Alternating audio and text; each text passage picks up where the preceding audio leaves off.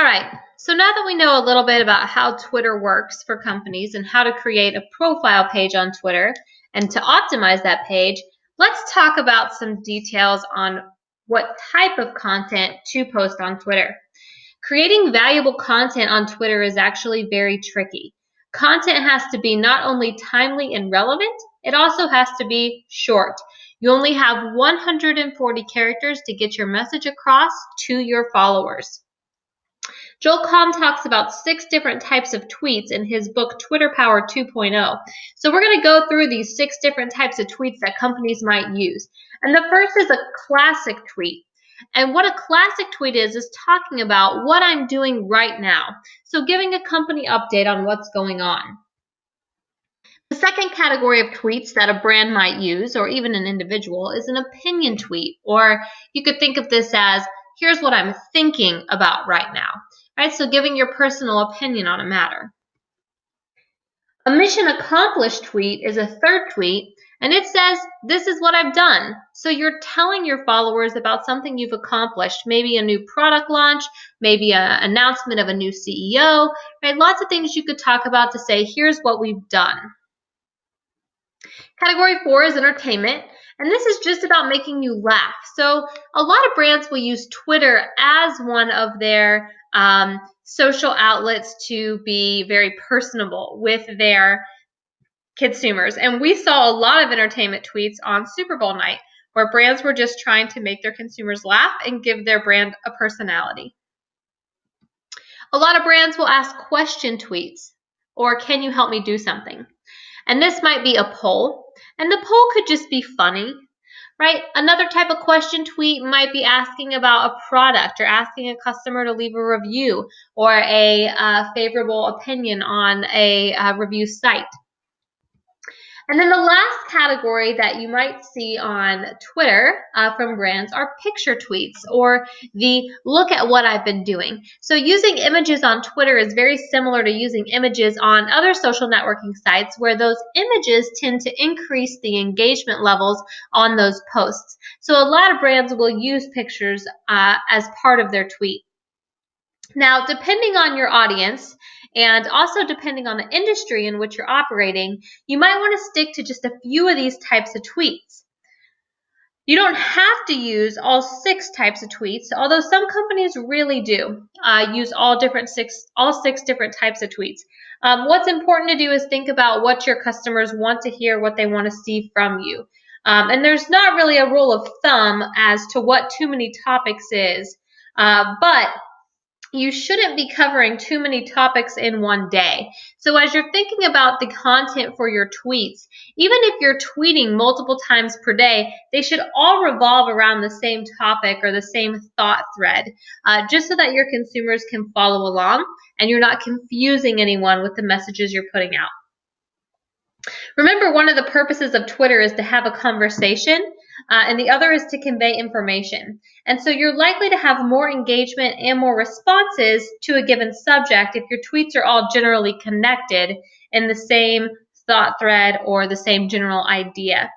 So just keep that in mind as you're choosing which categories of tweets to use on your Twitter page, and also what type of content you're actually going to be posting in those categories. Now, also talking about content for Twitter, we've talked already in this lecture about how Twitter is a great way to drive traffic or to lead customers to another place. So, for example, posting a link to an article that's posted on your company website is a great thing to do on Twitter to get people to read that article. Twitter is one of the best social networking sites for driving traffic, so you can take them out to your website. Customers are willing to leave Twitter to go get further information on a topic that they're interested in. Now, one downside to posting a link on Twitter is that links can take up a lot of characters in your tweet. Remember, you only get 140 characters. So a lot of times companies use what we call link shortener sites to save space within their tweet. And the most common one is Bitly. Owly is another common site that a lot of brands will use, or even individuals will use. And you can see an example of how Bitly is used in the Chick-fil-A tweet that's on your screen. And I'm actually going to leave the presentation for a second and go over and show you how Bitly works. So this is the website, and you can create an account. And one of the good things about creating a free account on one of these link shortener sites is that it actually does provide analytics for you. So you can see how many people click that link over a given period of time. So I'll just give you an example. This is from the YouTube page where all of our lecture videos are hosted. So if I wanted to take and share this link with you on Twitter, it's a little long. So there's a lot of characters up there you can see. So I just copied that and I'm going to paste it over here to Bitly. And you can see that right here, my short link popped up. Right, so much shorter than our original link. So I can use this, I could just copy the link and I can paste it into my tweet and I'm good to go. Okay, so that's generally how a link shortener works. And a lot of brands do use those to make sure that they're not having too much space taken up with those long links that they're leading customers away with. Okay, so another type of content that companies are going to use on their website is tweets that allow them to respond to their customers. So when you are retweeting your customers or responding to your customers or other brands, it's a sign of approval that your content is valuable and interesting. So I have this example here, and a lot of you have your own examples of this, of how brands responded to you on Twitter during the Super Bowl. But it does make you feel kind of special as a consumer when your brands are talking back to you. And it's a two-way street, right? Brands should be replying to their customers, and customers on Twitter are active in directly connecting with the brand. And this is actually one of the most frequent uses of Twitter by brands, is to respond to customer questions and comments. Not only is this a great way to expedite a customer service issue, in fact, a lot of brands will have specific customer service handles so that they can reply to customers who might be having issues or even just frequently asked questions. But replying to customers can also build a brand's reputation and can give them a thought leader presence online. Right, so what I mean by that thought leader presence is that they are proving to their customers that they have valuable information about the subject because they are responding to you and they are giving you that information. A rule of thumb when you are sharing content on Twitter is to use the 10-to-1 ratio. So basically, companies should be promoting others and sharing content 10 times for every one promotional tweet about their products or their companies. So instead of self-promotion, you should be talking to your consumers. You should be curating other content that's relevant for your consumers. And you should be generally speaking and having conversations, not necessarily promoting yourself. Right? Save that one tweet, right? Those promotional tweets for when you have special discounts that you might want to offer on Twitter only. So a good example of a promotional tweet on Twitter is the Snickers Live discount that was posted right after the Super Bowl this year. Right, so Snickers had a very special discount, buy one, get one free Snickers bar that only their Twitter followers could participate in. So this is a way to add not only a promotional deal, but exclusive content available to only an exclusive group of people. So your followers tend to feel important when they get a special discount. That is a Twitter-only discount because unless you're following the brand, you cannot take part in that promotion. So again, 10-to-1 ratio, you should be promoting others and replying to others way more than you are promoting yourself on Twitter. So go take a look at your favorite brands' Twitter pages, and you should still be following these brands from our Super Bowl assignment, but look at the types of tweets that they post most, and not only see if you can categorize them into the 6 categories we talked about a little bit ago, but see if they're following that 10-to-1 rule, and see if they are talking to others and responding to others more than just promoting themselves. So those are some general rules of thumb when coming up with content for Twitter. Now let's talk about how often brands should be posting on Twitter. Now, the nature of Twitter requires companies to post on this platform more often than they're posting on other platforms. So the lifespan of a tweet is only about 20 minutes long. So if you think about going to Twitter and looking at your organic Twitter feed, if you have posted more than 20 minutes ago, most people logging in aren't going to see that. Just take a scroll through your own profile, through your own newsfeed on Twitter, and see how far back you get in one scan. It's generally not more than 19 to 24 minutes. So a question is, should you tweet as much as possible? Should you be tweeting a ton of times a day to make sure that anytime any of your followers log in, one of your tweets is near the top of that feed? The answer is no.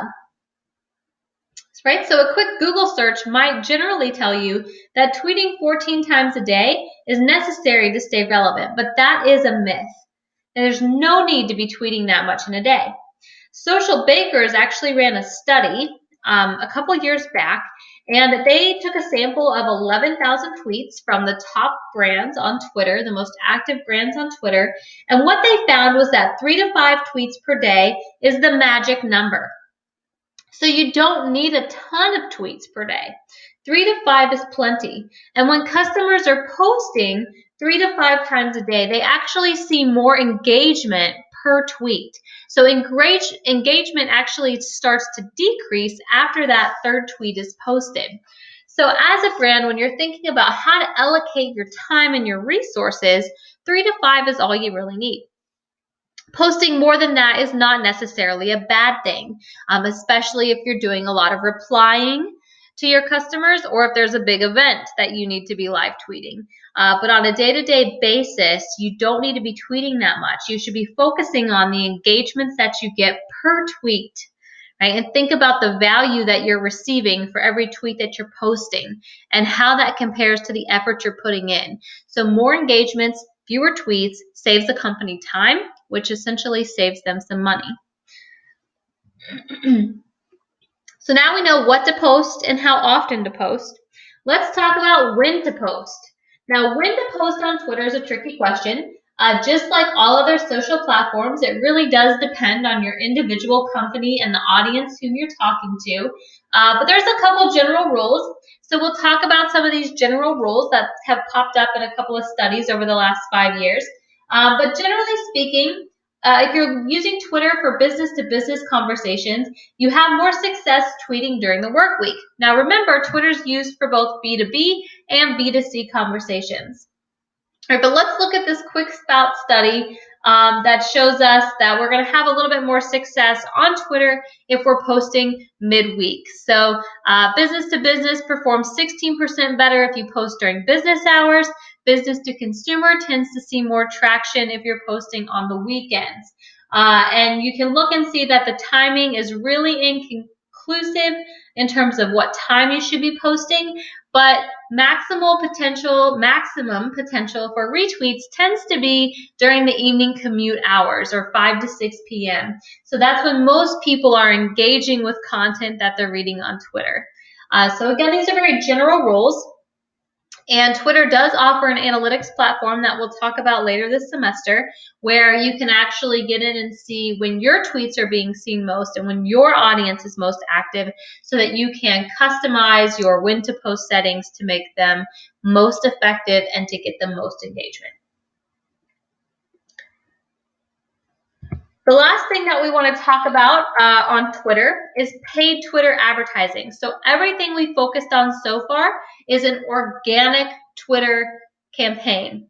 Okay, so posting and having people follow us to see our information. But just like other sites we've talked about, Twitter also offers a paid advertising platform that you can target customers to see your specific tweets. A big difference between Twitter paid advertising and Facebook and LinkedIn paid advertising is that you do have to have an organic Twitter presence in order to begin paid advertising on Twitter. So you do have to be active in an organic format before you can begin paying to reach people on your Twitter account. There's a couple of campaign options that are used for Twitter.